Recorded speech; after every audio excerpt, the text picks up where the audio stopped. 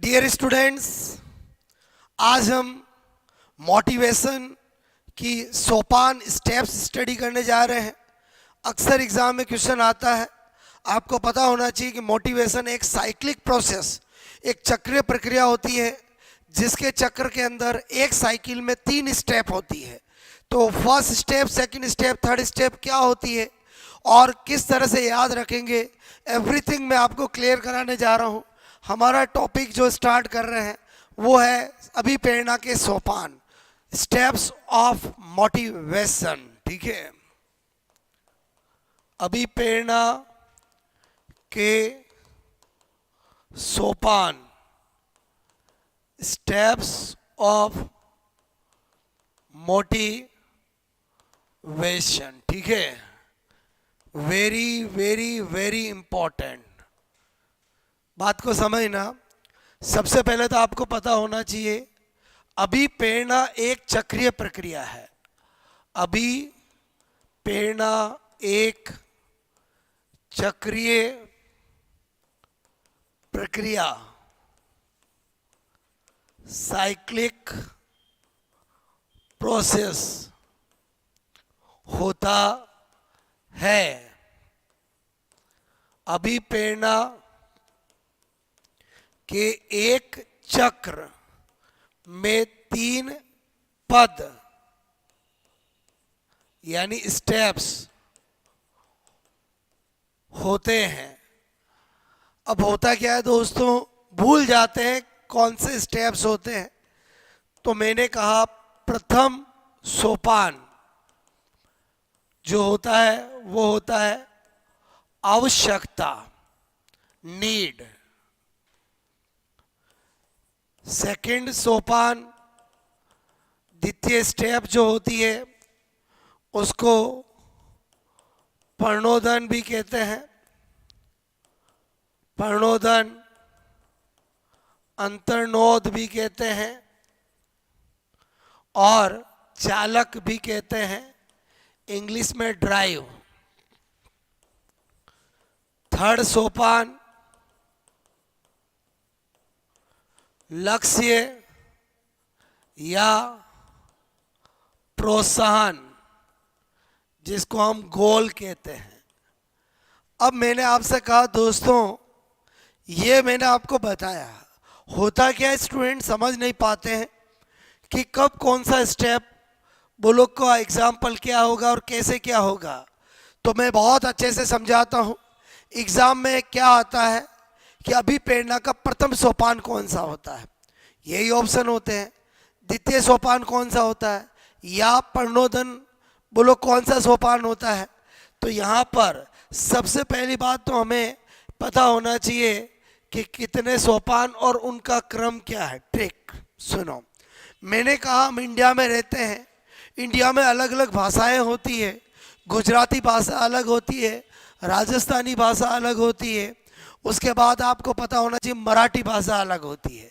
तो अगर मैं आपसे कहूं कि अगर मुझे हिंदी में बोलना है कि मुझे ये लक्ष्य प्राप्त करना है, अगर इसी को अगर कोई मराठी बोलेगा तो क्या बोलेगा, आपचा लक्ष्य प्राप्ति। ठीक है, आपचा लक्ष्य प्राप्ति, ऐसा मराठी वाला बोलेगा।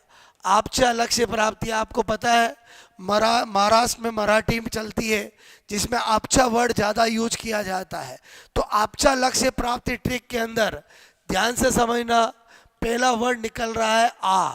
तो आ से क्या होगा, मैंने कहा फर्स्ट स्टेप, प्रथम सोपान, और वो क्या बनेगा, आवश्यकता। क्या बनेगा, आवश्यकता। उसके बाद पे से मैंने कहा प्रणोदन, बोलो अगेन। चे से मैंने कहा चालक, और चालक में आ की मात्रा आ रही है अंतर्नोद। ये तीनों में से कोई भी हो, ये क्या है बोलो, मैंने कहा सेकंड सोपान। क्लियर। और फिर लक्ष्य, ठीक है, या प्राप्ति से प्रोत्साहन, ठीक है, ये हो गए बोलो थर्ड सोपान। क्योंकि 80% 90% तो यही क्वेश्चन आता है। कभी आपको इन स्टेप्स का ऑर्डर पूछा जाता है, बोलो आपको, यानी पहले आवश्यकता, फिर बोलो प्रणोदन या चालक, और फिर लक्ष्य। और एक बार कोई भी अभिप्रेरणा का एक चक्र कंप्लीट होता है तो फिर नया वापस चक्र चालू हो जाता है। यानी अभिप्रेरणा एक चक्रीय प्रक्रिया है जो कभी भी प्रारंभ होकर एंड होती है, फिर वापस स्टार्ट हो जाती है। बात समझ में आई? तो आपचा लक्ष्य प्राप्ति से हम इन बोलो नामों को याद रख सकते हैं।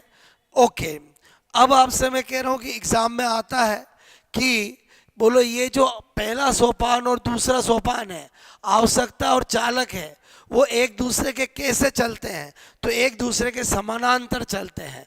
कैसे चलते हैं? समानांतर, बोलो पैरेलल।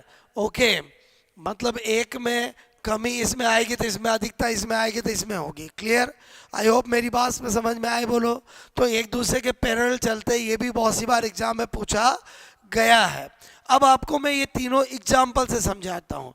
एग्जाम्पल से समझना, मैंने कहा यहां लिखा आवश्यकता, ओके, नीड।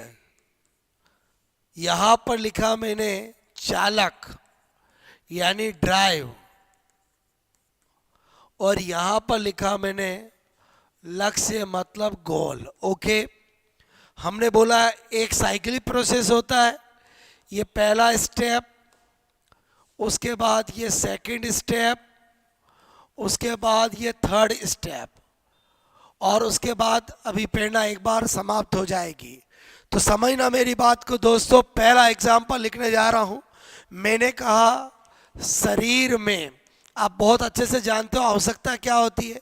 शरीर में किसी भी चीज की कमी या वृद्धि जब जब होती है तब तब आवश्यकता उत्पन्न होती है। तो शरीर में तरल पदार्थों ठीक है की कमी, जैसे ही ये हुआ तुरंत आपकी बॉडी के अंदर एक चालक उत्पन्न होगा जिसको हम प्यास कहेंगे। बात समझ में आई? और जैसे ही प्यास अगर चालक उत्पन्न हो गया तो आपका गोल होगा, बोलो क्या होगा? Intake water. क्या होगा? बोलो इंटेक वाटर, यानी आपका क्या होगा? जल का सेवन। ठीक है, बोलो अगर जैसे ही जल का सेवन कर लोगे, ये वाली आवश्यकता, ये चालक सब खत्म हो जाएंगे। मेरी बात समझ में आई? दूसरा एग्जाम्पल से समझते हैं। मैंने कहा शरीर में ऊर्जा की कमी, जब जब शरीर में ऊर्जा की कमी होती है तो ये आवश्यकता से आपकी बॉडी के अंदर भूख चालक उत्पन्न होता है। कौन सा चालक उत्पन्न होता है? भूख। और भूख चालक उत्पन्न होगा तो उसका लक्ष्य क्या होगा? भोजन। और जैसे ही आप भोजन कर लोगे, आपकी आवश्यकता और ये चालक दोनों खत्म हो जाएंगे, क्योंकि ये दोनों तो पैरेलल चलते हैं। मेरी बात को समझना, इससे ये दोनों खत्म होते हैं। और देखते हैं, तीसरा एग्जाम्पल देने जा रहा हूं।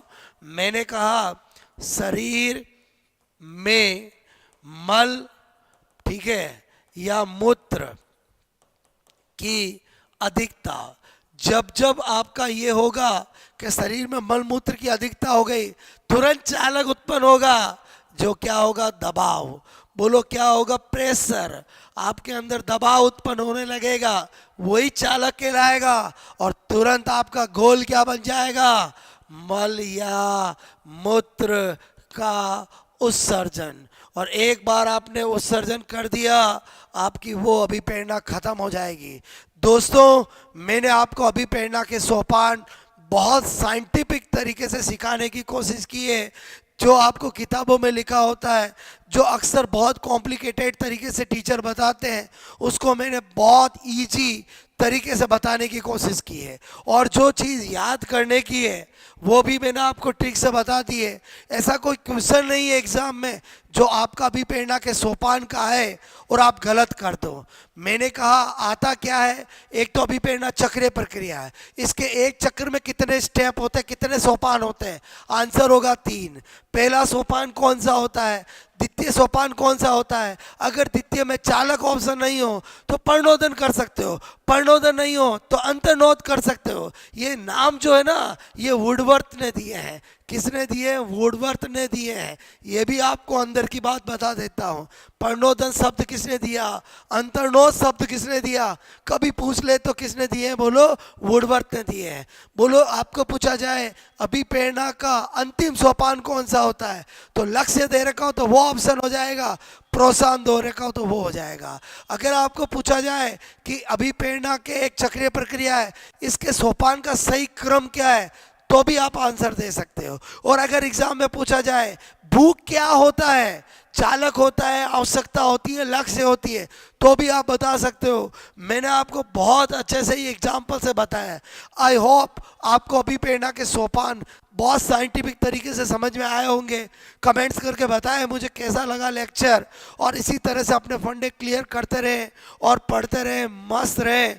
आपको लक्ष्य, आपका गोल जरूर मिलेगा आपको, और आप बहुत अच्छे कॉन्फिडेंस के साथ एग्ज़ाम में सेलेक्ट होंगे। Best of luck.